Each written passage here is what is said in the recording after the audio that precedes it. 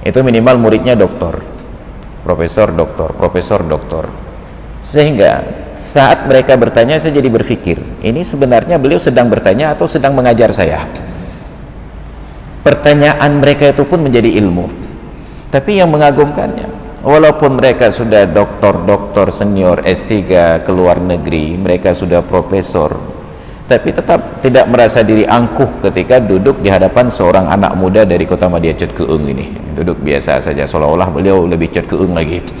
Ini yang kita kagum. Kenapa? Ilmu tanyo benar, amai tanyo benar, kure tanyo benar, ngak selamat dunia akhirat. Bismillahirrahmanirrahim. Assalamualaikum warahmatullahi wabarakatuh. Alhamdulillahi hamdan katsiran tayyiban mubarakan fih. Salatan wa salaman ala rasulillah sayyidina wa maulana Muhammadin ibni Abdillah wa ala alihi wa sahbihi wa man tabi'ah. Wa qala Allah ta'ala fil Qur'anil azim, Rabbi shrah li sadri wa yassir li amri wahlul 'uqdatam min lisani yafqahu qawli wa ba'du. Syukur kehadirat Allah, salawat dan salam kepada Rasulullah, keluarga beserta sahabat-sahabat beliau sekalian, hadirin dan hadirat jamaah salat maghrib dan isya yang dimuliakan Allah.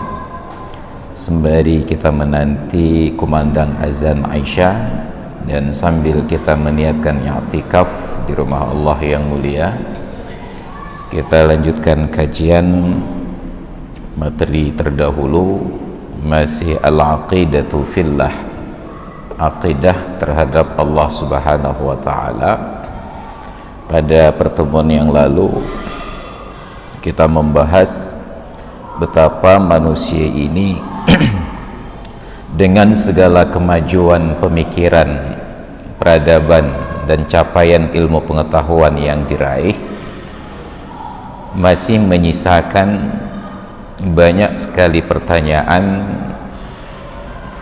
yang jangankan jawaban, bahkan kisi-kisi dari jawaban itu pun belum mereka dapatkan.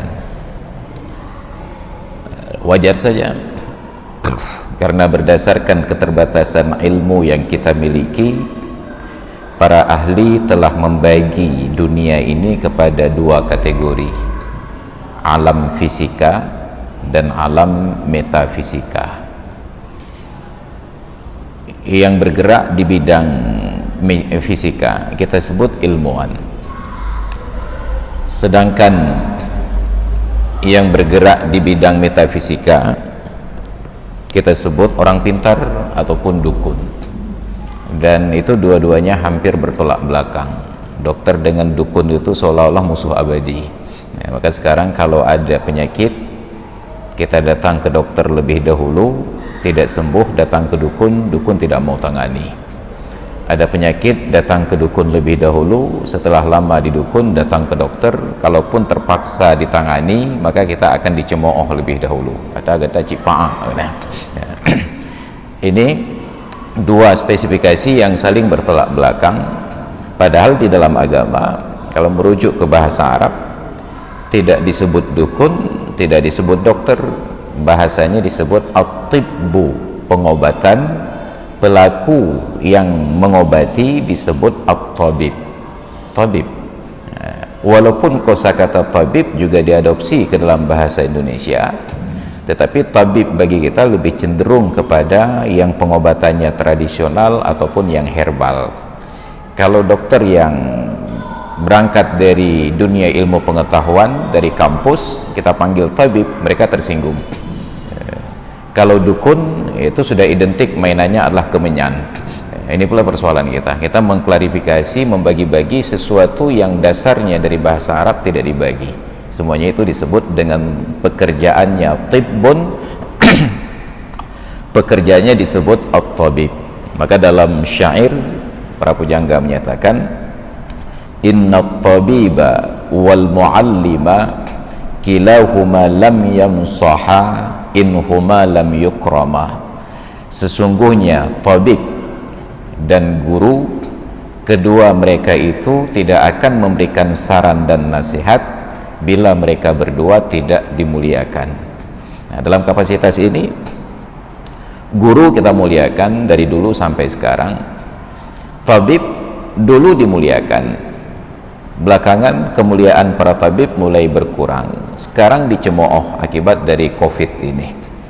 Ya, dulu sangat dimuliakan. Saya ingat di kampung saya dulu ada seorang, bukan dokter, hanya mantri saja, menenteng sebuah tas, dan bagi kami anak-anak kecil melihat beliau itu seperti melihat film horor. Nah, kenapa? Karena di dalamnya itu lengkap dengan jarum suntik yang tidak berganti-ganti, setiap kali akan digunakan harus disterilkan dengan menggunakan alkohol lebih dahulu. Jadi saat beliau tembakkan alkohol tersebut, itu menjadi pemandangan yang sangat horor bagi kami dulunya. Tapi ternyata bagi warga masyarakat, orang-orang tua, beliau itu seperti malaikat. Beliau naik sepeda motor Vespa PX, dimanapun motor itu diparkir tidak akan aman. Kenapa? Karena saat parkir ditinggalkan, dari dasar sepeda motor itu kosong saja, saat kembali sudah penuh bergantungan benda-benda di sana. Ada yang gantung pisang, buah-buahan lainnya, ikan, apa yang mudah bagi mereka. Kenapa? Karena profesinya diharapkan, kehadiran beliau itu diharapkan. Jadi bukan kita datang ke klinik, tetapi dokter ini yang mengunjungi orang sakit satu demi satu. Di alam itu berbeda, ada alam fisika dan ada alam metafisika. Yang fisika tidak bisa disembuhkan oleh metafisika, dan metafisika tidak bisa disembuhkan oleh alam fisika. Masing-masing ada standarnya. Bainahuma barzakhul la yabghiyani. Antara fisika dan metafisika ini ada barzakh, ada pagar yang sangat kuat yang tidak saling berhubungan. Apa contohnya? Imam Ibnul Qayyim Al-Jauzi ketika ditanyakan kepada beliau tentang orang yang kesurupan, apa jawaban beliau? Kesurupan itu disebabkan oleh salah satu dari dua kemungkinan. Kemungkinan yang pertama, ada jiwa yang lemah dikuasai oleh jiwa yang kuat. Bila pelakunya manusia, maka kita menyebutnya gendam ataupun semacam apa itu yang uya-kuya, dihipnotis. Itu yang pertama. Atau kemungkinan kedua, dilakukan oleh makhluk yang lain, maka kita sebutlah kesurupan. Dan kemungkinan kedua, kata beliau, percampuran dari zat-zat kimia tertentu. Percampuran dari zat-zat kimia tertentu menyebabkan otak tidak berfungsi dengan normal, menciptakan halusinasi, maka kemudian terjadilah yang namanya kesurupan. Untuk kategori pertama, kata beliau, kita nggak bisa datang ke dokter. Dokter tidak mampu menyembuhkan orang yang kesurupan. Itu tetap datangnya secara tradisional. Dalam standar agama dengan proses ruqyah, dalam standar umum ya datang ke dukun, dijampi-jampi. Sedangkan yang kedua, itu dia akan sembuh datang ke dukun, karena persoalannya ada zat-zat kimia yang terakumulasi di dalam tubuh yang ternyata saling kontradiksi. Makanya orang yang sakit seharusnya langsung datang ke apotek beli obat, tidak harus bayar jasa dokter. Tapi masalahnya apotek hanya memberikan obat tetapi tidak mengetahui kondisi orang yang sedang sakit. Maka datang ke dokter dulu, diperiksa tekanan darah, diperiksa tekanan jantung, kemudian ditanyakan latar belakang penyakit, barulah kemudian diramu obat yang sesuai. Maka saat kita datang ke dokter ditanyakan umur, tapi saat kita datang ke apotek, perkara-perkara ini tidak pernah ditanyakan. Kita mau beli obat apa saja bebas, karena negeri kita negeri obat bebas. Beda dengan di negara-negara maju, kalau tidak ada resep dokter, apotek tidak akan jual, walaupun kita ancam dengan senjata. Tapi di negara kita lebih maju lagi, apotek itu bisa antar jemput pakai kurir. Kita tinggal telepon saja, diantar obat apa saja. Ini menjadi masalah bagi kita. Maka diramu oleh dokter. Ketika ramuannya salah, menyebabkan dampak yang lebih fatal lagi. Dulu ada seorang sahabat saya, sudah almarhum, 2 tahun lebih muda dari saya. Sakit, berobat di salah satu rumah sakit swasta di Banda Aceh. Entah perawatnya ini yang salah memberikan obat. Dari dasar penyakit yang lain, setelah minum obat itu tiba-tiba setengah badannya lumpuh. Barulah datang dokternya untuk melihat, ternyata obatnya itu salah kasih. Bayangkan, hanya gara-gara beberapa butir pil itu bisa melumpuhkan jaringan tubuh kita. Makanya pil ini bukan perkara main-main. Jadi ini membuktikan kepada kita bahwa ada 2 alam yang berbeda.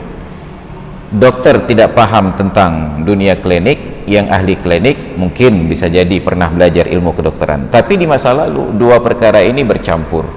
Maka ulama-ulama di masa lalu adalah dokter, dokter-dokter di masa lalu adalah ulama. Kita tahu sejarah kedokteran pertama modern dalam Islam itu diperkenalkan oleh Ibnu Sina, Avensin kata orang barat. Beliau yang menulis buku dengan judul Al-Qanun fit Tib. Secara harfiah terjemahannya Undang-Undang Dasar Ilmu Kedokteran. Jadi mereka ini bukan hanya berbicara tentang resep-resep kimia, tetapi juga berbicara tentang psikologi.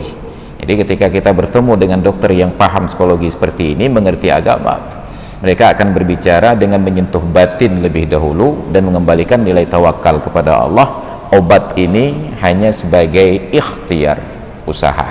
Nah, tapi bagi dokter-dokter yang tidak ada sentuhan-sentuhan seperti ini, mereka mengabaikan unsur intervensi dari Allah Ta'ala, mengajarkan kita untuk percaya kepada obat. Jadi ini perkara yang sangat terbalik.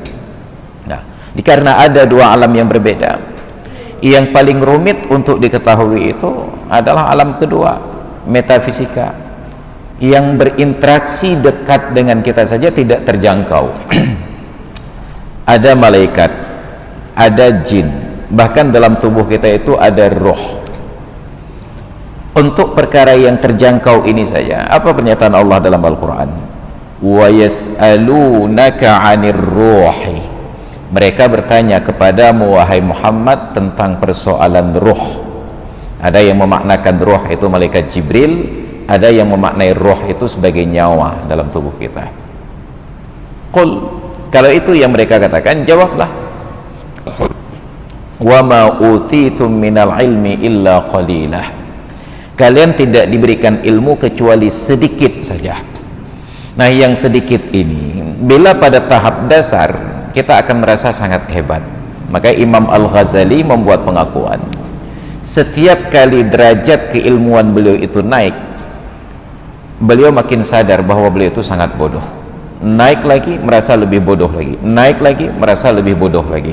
Kenapa? Karena di tahap dasar beliau melihat bahwa ilmu itu sederhana sekali, hanya sebatas yang terlihat saja. Tapi ketika beliau naik ke anak tangga yang kedua, terlihat di atasnya itu alamnya lebih luas. Terlihatlah bahwa beliau sangat kecil. Naik lagi, terasalah beliau itu tidak ada apa-apanya. Itulah perjalanan fisik kita juga demikian. Kalau hanya duduk di kampung saja tidak kemana-mana, mungkin kita paling hebat. Tapi begitu keluar tingkat kecamatan saja, ternyata kehadiran kita tidak dianggap, apalagi tingkat provinsi. Maka orang yang sombong dalam kampung yakinlah orang yang tidak pernah kemana-mana. Ambo lah udang, lain sabu sadu alahau, ya. Saya lah yang udang, yang lainnya hanya udang sabu semua katanya. Siapa? Itu orang yang tidak pernah keluar kemana-mana. Jadi merasa dia paling hebat, pernyataan dan pendapat yang harus diterima.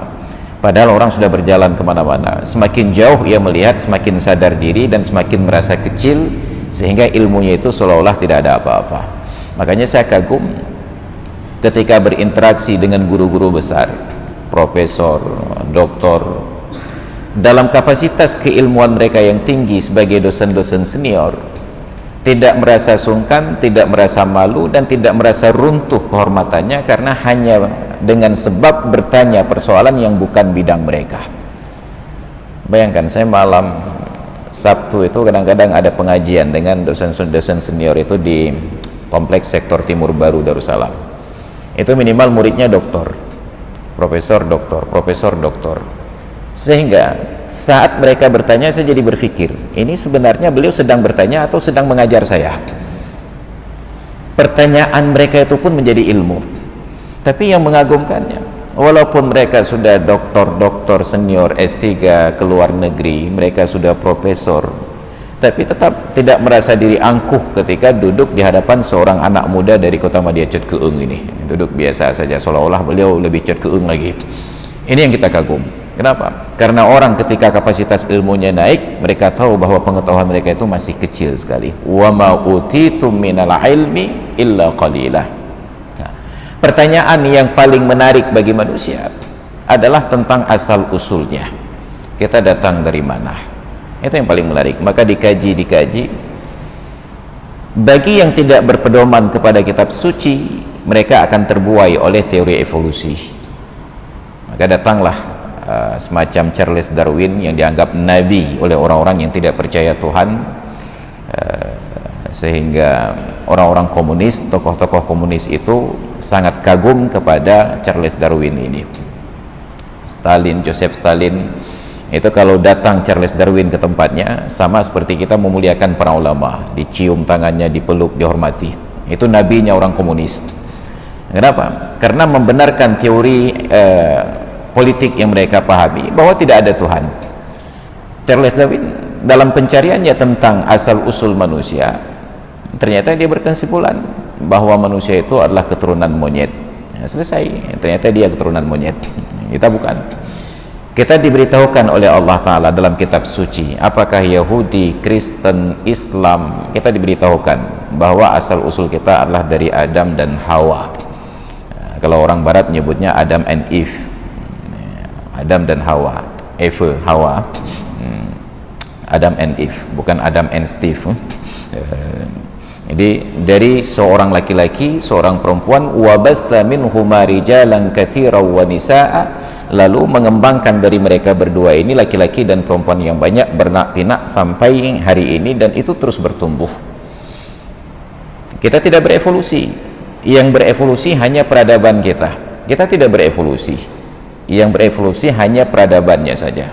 Maka dari dulu orang-orang kaya hanya naik gerobak saja, sekarang orang miskin bisa naik pesawat. Maka alangkah beruntung jadi orang miskin di akhir zaman daripada jadi raja di masa lalu. Sekiri-kirinya kita sekarang, walaupun tidak pernah naik pesawat, bisalah melihat pesawat naik turun. Apalagi kami yang di kota Madia Cet Keung, itu pinjam wilayah udara kami. Tapi Raja Sultan Iskandar Muda zaman dahulu itu nggak pernah naik pesawat. Beliau tidak tahu tiket pesawat bagaimana bentuknya, bandara itu seperti apa. Padahal itu raja, sultan, Mukuta Alam lagi gelar beliau. Seorang raja, kendaraan operasionalnya hanya gerobak yang ditarik oleh beberapa ekor kuda, paling banter gajah. Gajah itu torsinya tinggi tapi daya kudanya rendah, jadi beban seberat apapun sanggup ditarik, tapi jangan berharap bisa berlari cepat.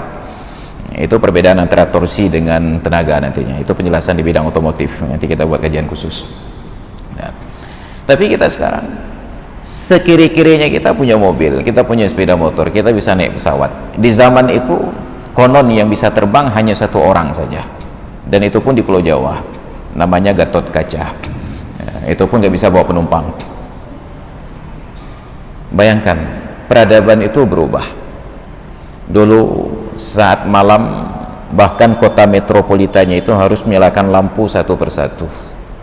Saya masih sempat merasakan peradaban itu pakai lampu strongking, dipompa dulu pakai minyak spertus, ya kan? Itu sebuah misteri yang tidak bisa terjawab sekarang. Dari sebuah kaos biasa saya tiba-tiba menjadi terang bulat, dan itu nggak bisa disentuh, untouchable. Begitu disentuh langsung luruh. Anak-anak sekarang tidak paham teknologi yang canggih seperti ini. Tiba-tiba sekarang hanya tinggal tekan tombol saja menyala. Maka ketika tahun 91 listrik pertama masuk ke kampung saya di Aceh Selatan, dari pagi hari saya sudah tidak doyan makan, sedang berpikir bagaimana lampu yang bisa nyala hanya dengan sekali tekan. Dari pagi sampai malam saya tidak makan, kenyang hanya karena teknologi itu, tekan-tekan lampu. Konon sekarang tidak perlu tekan, cukup niat saja. Pakai smart home, jadi begitu masuk bersiul lampu nyala. Teknologi, manusia tidak berubah, tapi peradabannya berubah. Ketika teknologi semakin canggih, maka manusia ternyata semakin bodoh. Dulu sebelum kita mengenal HP, manusia canggih, otaknya itu dipakai untuk menghafal nomor telepon. Kalau tidak dikerahkan otak, maka dia akan kerahkan teknologi tulisan. Pakailah buku phonebook, ada buku untuk menulis daftar nomor telepon. Konon Presiden Gus Dur itu almarhum, Allahumma ighfir lahu, sanggup menghafal sampai 1000 nomor telepon. Kita sekarang jangankan menghafal nomor orang lain, nomor sendiri saja lupa. Saya tanya, apa nomor HP aku? Kunci telepon nilai. Kenapa? Karena nomor sendiri saja lupa. HP-nya semakin smart, ternyata orangnya semakin idiot. Berpindah smart itu dari manusia ke teknologi. Maka ini musibah bagi kita. Manusia tidak berevolusi, tetapi teknologi yang dikuasai oleh manusia berevolusi. Maka ketika ciptaan Allah yang sudah sempurna ini tidak kita maksimalkan, inilah perbedaan ciptaan Allah dengan ciptaan manusia. Ciptaan manusia tidak dipakai, dia semakin bagus. Ciptaan Allah tidak dipakai, dia semakin rusak. Otak yang tidak pernah dipakai rusak, organ tubuh yang tidak pernah dipakai rusak. Nikmat Allah itu harus dipakai. Ada berita seorang pendeta di India, pendeta Hindu, entah manhaj apa yang dia pakai, yang pasti bukan manhaj salaf dan bukan aswaja.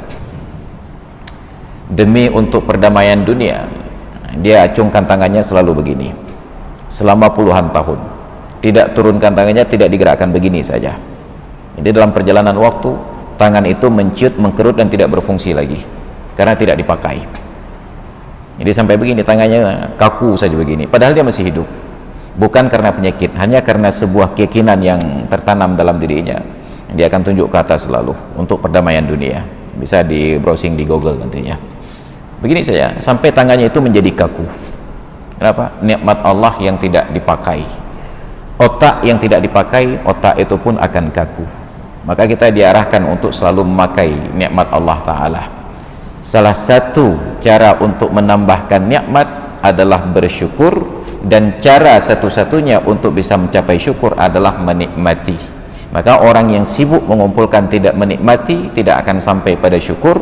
Orang yang tidak bersyukur tidak akan ditambahkan oleh Allah, karena Allah hanya sampaikan ujungnya saja. Wa iz ta'azzana rabbukum la in syakartum la azidannakum. Dan ingatlah wahai Muhammad, ketika Tuhanmu berfirman, sungguh bila kalian bersyukur, pasti benar-benar akan aku tambahkan nikmatku. Itu taukidnya berulang-ulang. La, itu taukid pertama pada syaratnya. In syakartum, jika kalian bersyukur. La, itu taukid yang kedua. Azidannakum, benar-benar akan aku tambahkan kepada kalian. Nun taukid pada fi'il mudhari'nya berulang-ulang. Maka la itu dibaca pendek. La in syakartum la azidannakum. Lam dibaca pendek menjadi taukid. Lam dibaca panjang menjadi nafi. La ilaha illallah, tidak ada Tuhan selain Allah. Maka kalau ada yang kumandangkan azan, na'udzubillah umpamanya, asyhadu an la ilaha illallah, sungguh azan ini sangat salah. Asyhadu an la ilaha illallah, aku naik saksi benar-benar ada Tuhan selain Allah. Na'udzubillah sama na'udzubillah. Maka lam itu wajib dipanjangkan minimal 1 alif. Asyhadu an la ilaha illallah. Lam nafi, lam pakai alif, lam nafi. Karena itu mad lazim, mad jaiz munfasil boleh dibaca sampai dengan 3 alif panjangnya. Ini persoalan tentang pemahaman itu tadi. Maka kita diajarkan oleh Allah bahwa kalian berasal dari Adam, dari Hawa, kemudian berkembang biak. Evolusi tidak terjadi pada tubuh kalian, tidak terjadi pada tubuh kita. Jadi teori evolusi itu sampai hari ini belum menemukan sebuah bukti keberhasilan dari teorinya. Saya nonton sebuah tayangan visualisasi dari persoalan runtuhnya teori evolusi yang ditulis oleh Adnan Oktar, seorang akademisi dari Turki, pakai nama penanya Harun Yahya. Ketika ditanyakan kepada tokoh-tokoh evolusi dunia, profesor doktor di bidangnya, mereka membanggakan tentang teori evolusi bahwa makhluk begini seterusnya. Maka pertanyaan terakhir, coba sebutkan satu bukti evolusi yang dilakukan oleh manusia yang berhasil. proses evolusi yang berhasil. Seorang profesor bingung hampir 15 menit tidak bisa menjawab pertanyaan ini. Sedemikian lama sudah diproses tentang evolusi, disuntik gen fulan, dikawinkan DNA dan lain sebagainya, tidak pernah ada satupun yang berhasil. Kita mungkin bisa kawinkan pohon kayu dengan pohon kayu, kita bisa kawin silangkan antara binatang dengan binatang. Ketika kawin silang antara keledai dengan kuda, lahir yang namanya bighal. Bighal itu lebih kecil dari kuda dan lebih besar dari keledai. Tapi pertanyaannya, apakah bisa berlaku pada manusia supaya kecerdasannya meningkat, maka seorang yang pandai kawin dengan orang yang bodoh agar lahir setengah pandai? Tidak. Itu DNA-nya akan turun dengan sendirinya. Tidak pernah ada sebuah praktek dari teori evolusi itu yang berjalan. Maka menunjukkan bahwa dunia ini tidak terjadi dengan teori evolusi. Dunia ini terjadi atas kehendak Allah Ta'ala.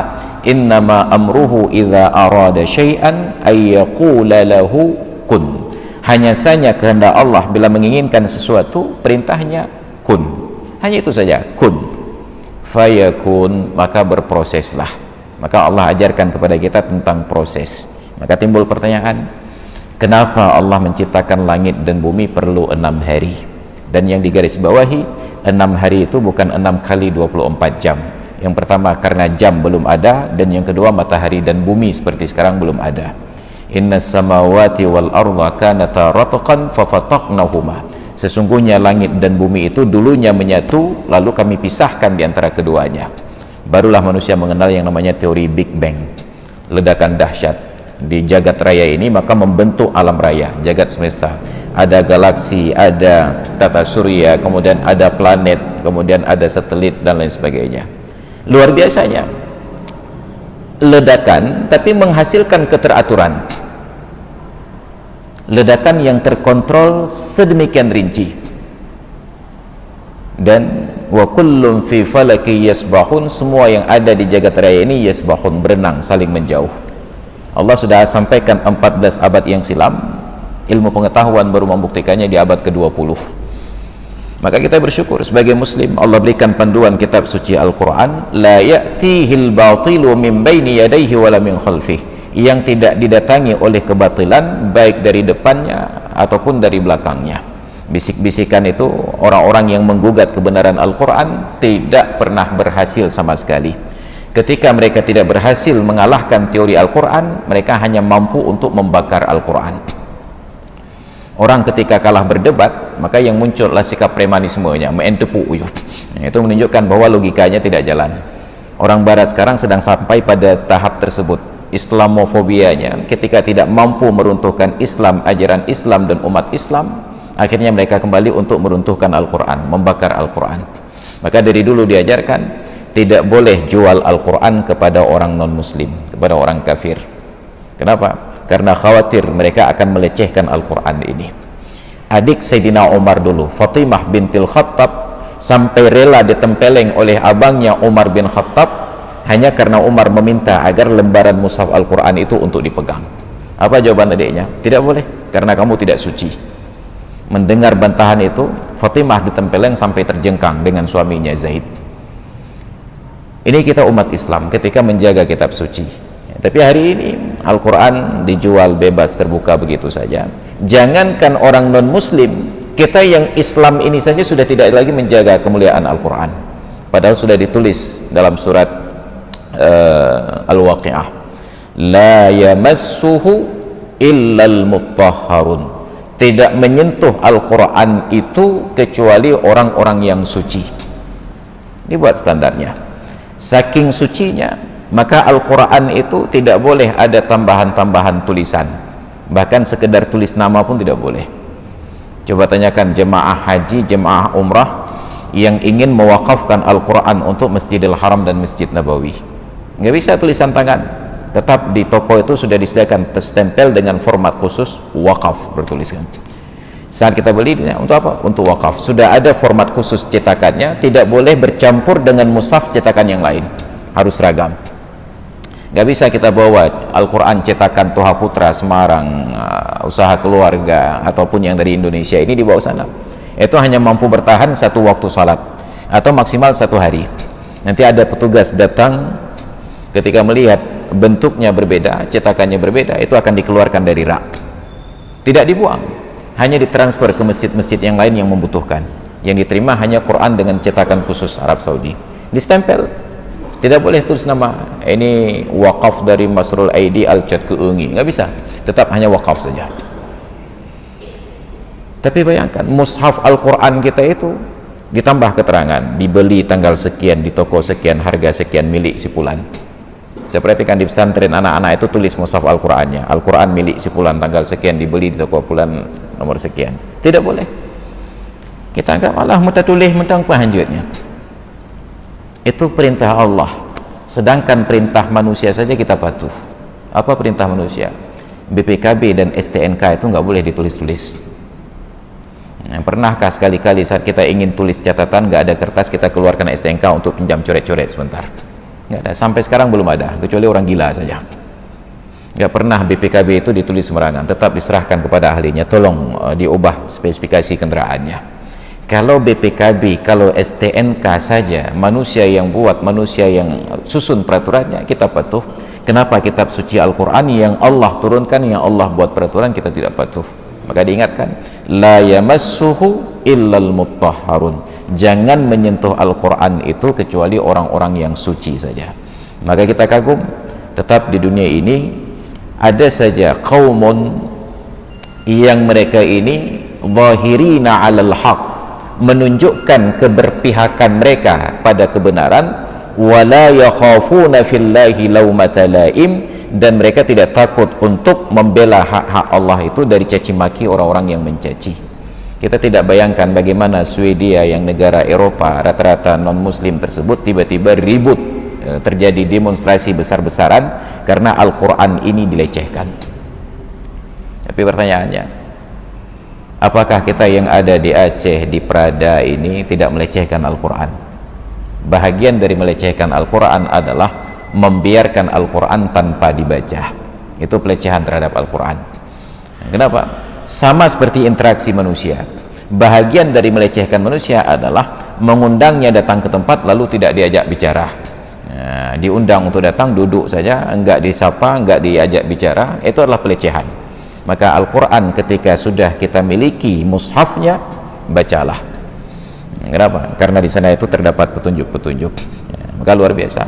Jadi kalau hanya sebatas membaca Al-Quran tanpa tahu makna, maka tidak akan menambah ilmu dan wawasan bagi kita. Jadi saya pernah dulu adakan kajian dengan kawan-kawan dari komunitas Odoj, singkatan dari bahasa Inggris itu One Day One Juice. Mereka adakan kegiatan pengajian di jalan, disingkat menjadi ngaos, ngaji on street gitu ya, di lapangan Tugu Darussalam. Saya sampaikan ke kawan-kawan ini, baca Al-Quran 1 hari 1 juz bagus, 1 bulan khatam, dan saya yakin anda ini ada yang sudah 5 kali, 7 kali, 8 kali khatam dalam setahun. Tapi saya katakan, usahakan ke depan kurangi, jangan lagi 1 juz, baca setengah juz saja.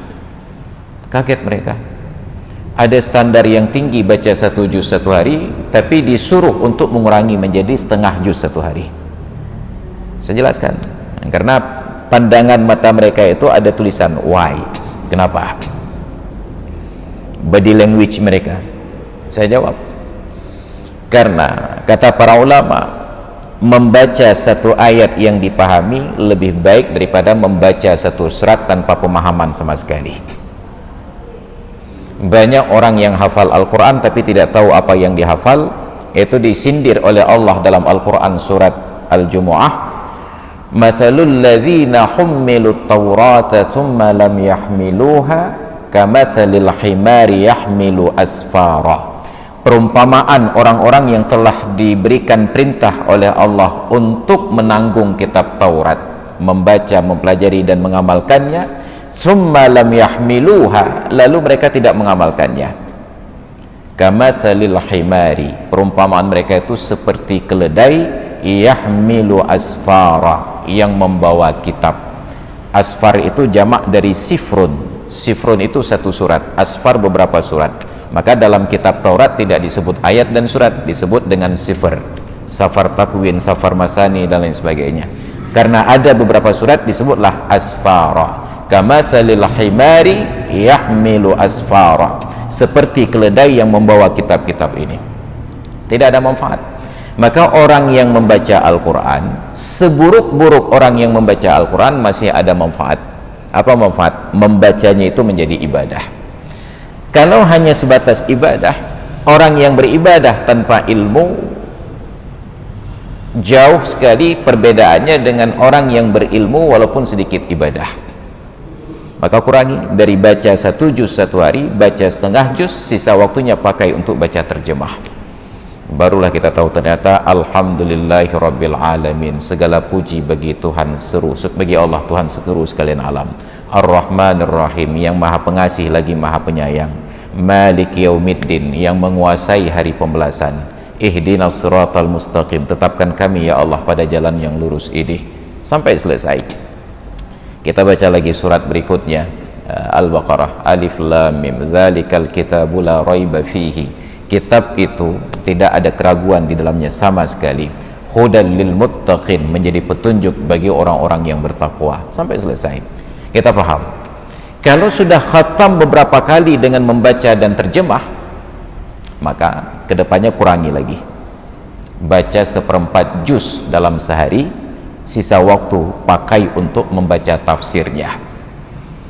Nggak ngerti bahasa Arab, ada tafsir bahasa Indonesia, tafsir Al-Azhar Buya Hamkah, tafsir Al-Misbah Profesor Quraisy Shihab dan lain sebagainya.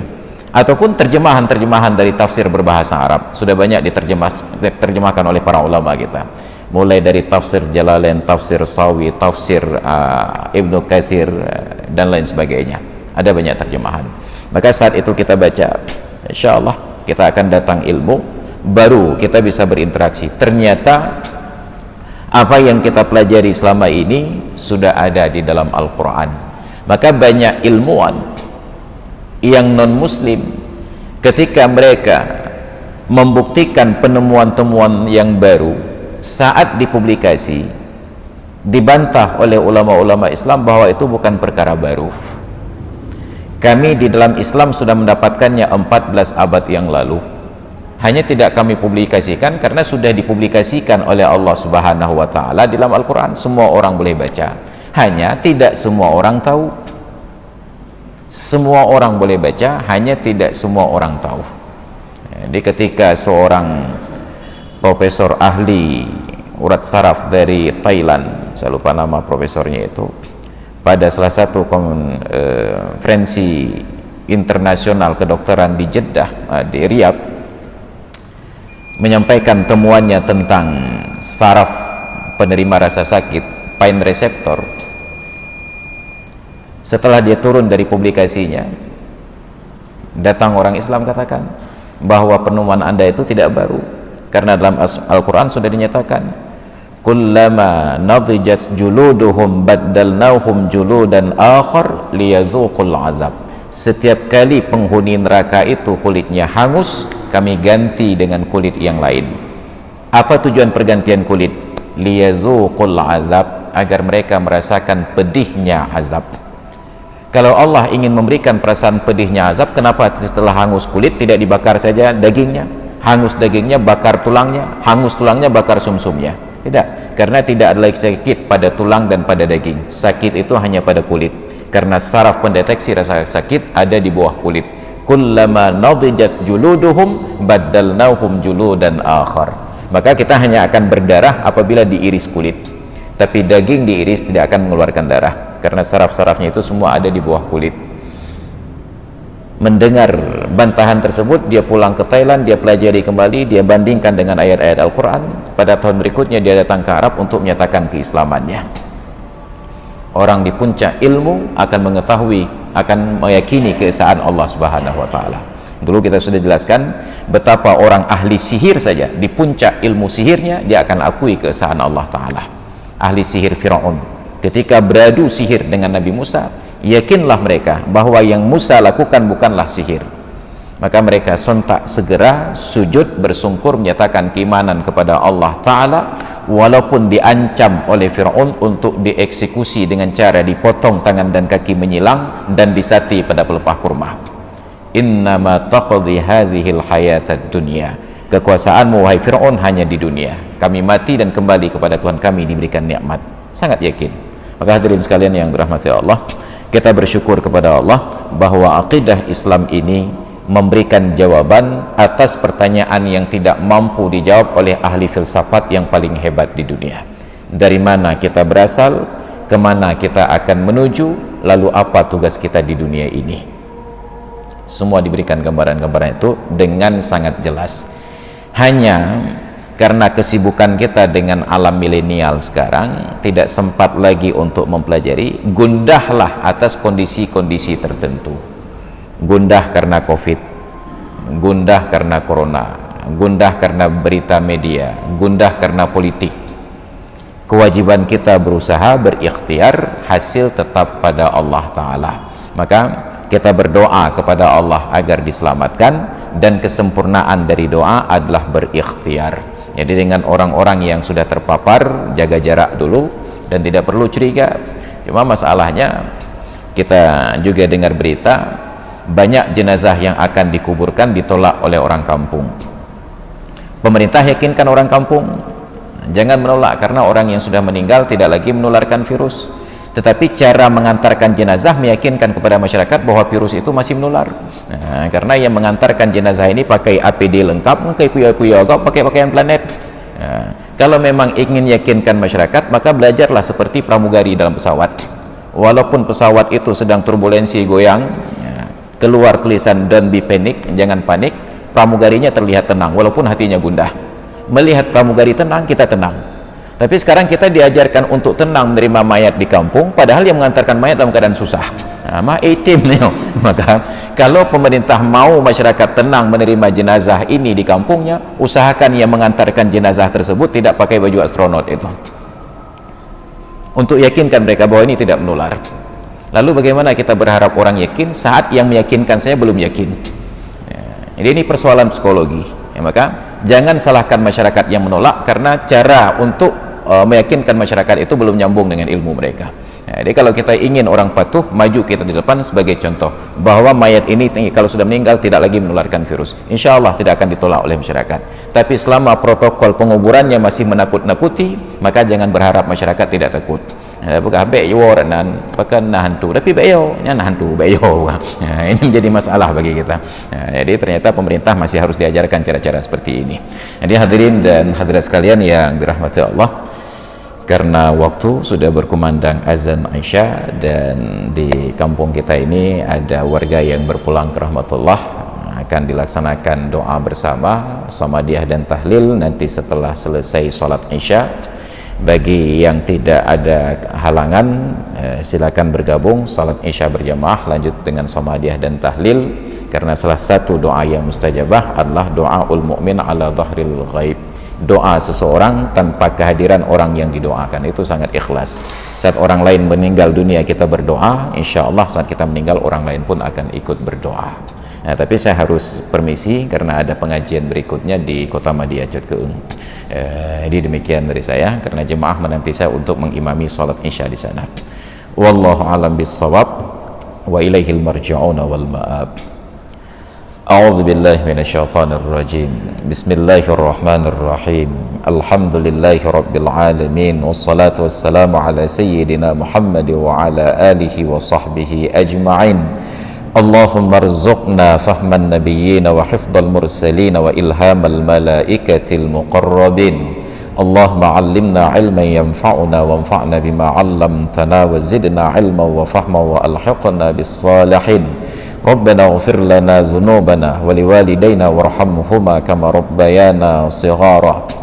ولجميع المؤمنين والمؤمنات والمسلمين والمسلمات الأحياء منهم والأموات إنك سميع قريب مجيب الدعوات يا قاضي الحاجات Allahumma ghafir li amwatil mu'minin waj'alhum fi alhadihim mutmainnin. Allahumma aslih wulata umurina wahdihim ila siratikal mustaqim ya rabbal alamin. Rabbana atina fid dunya hasanah wa fil akhirati hasanah wa qina adzaban nar. Wa sallallahu ala sayyidina Muhammad wa ala alihi wa sahbihi ajma'in. Walhamdulillahi rabbil alamin. Al-Fatihah. A'udzu billahi minasyaitonir rajim. Bismillahirrahmanirrahim.